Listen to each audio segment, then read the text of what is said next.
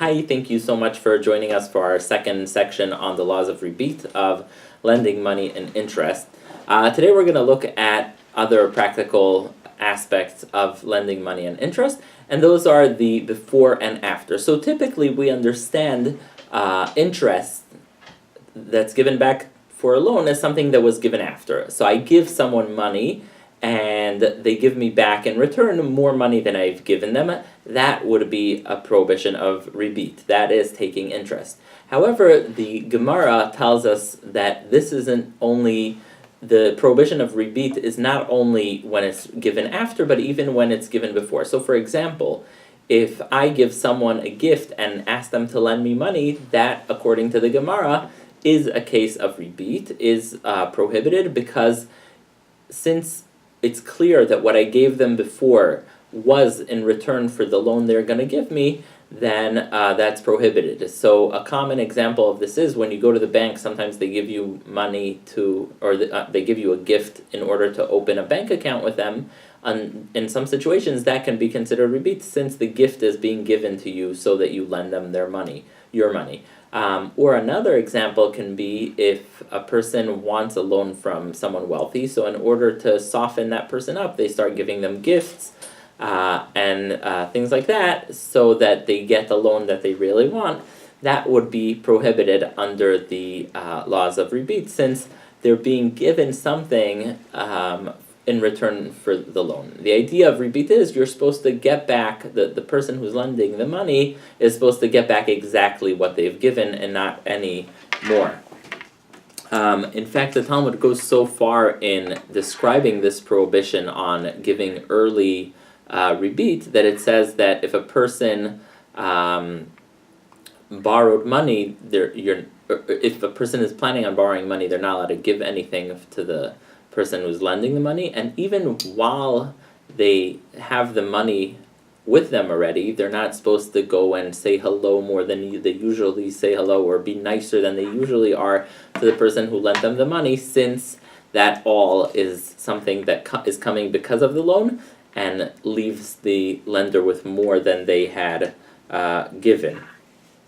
Another question that comes up often is when you borrow money and don't remember exactly how much you borrowed, so you sometimes return more than you've taken. So is that an issue of Ribbit or not? So for example, you borrow from your friend an odd amount of money because you're going off the taxi. Let's say you know it's between $15 and $20, and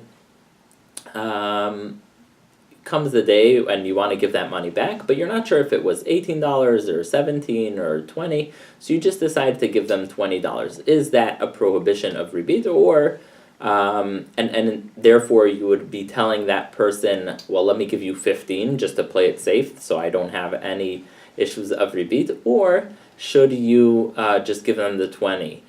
So the poskim say that it's okay to give them more money just to play it safe, and there's no issue of Ribbit there, since it's clear that you're giving the money just for the sake of being safe and being sure that you give back the full amount.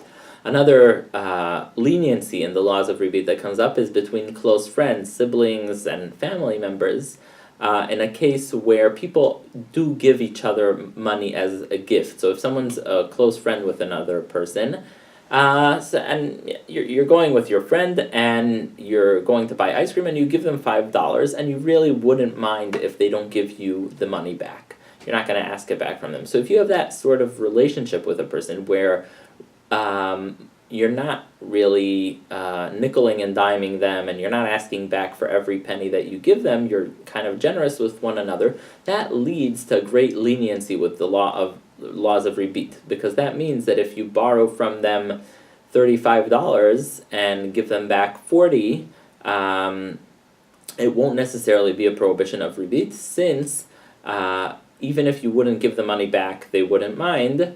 It's it's the extra $5 are seen as a gift rather than a return of a favor for the loan. So if it's clear that the money you're giving that person is not because of the loan, but it's just because you have that relationship where a few extra dollars don't matter, then that's okay to go ahead and give back money to them with an extra few dollars, since those can be seen as a gift, if they're indeed a gift. If you're giving it just because you like the person and not in return for the loan, that's something that's totally okay. Another important issue that comes up with Ribbit is the issue of corporations. Rav Moshe Feinstein has a famous tshuva where he argues that corporations cannot be seen as an individual, and therefore, since corporations are entities that no individual is responsible for, if the corporation goes bankrupt, everyone can walk home and no one can touch their personal assets. Therefore, the corporation is really not seen as a person, and you can borrow and lend to a corporation you can borrow from a corporation with interest. That is the position of Rav Moshe Feinstein. And therefore, they're allowed to borrow from others with interest, but others are not allowed to borrow from them with interest since they end up paying. So let me just clarify that. According to Rav Moshe Feinstein, you're not allowed to borrow from a corporation with interest, but you are allowed to lend them since they are the ones that are responsible, since the corporation is responsible for the loan and no individual is really responsible for the loan. As opposed to if the corporation lends to a private person, that private person is held responsible to the loan no matter what, and therefore it's prohibited. Thank you so much for listening to this second section on the laws of Ribbit.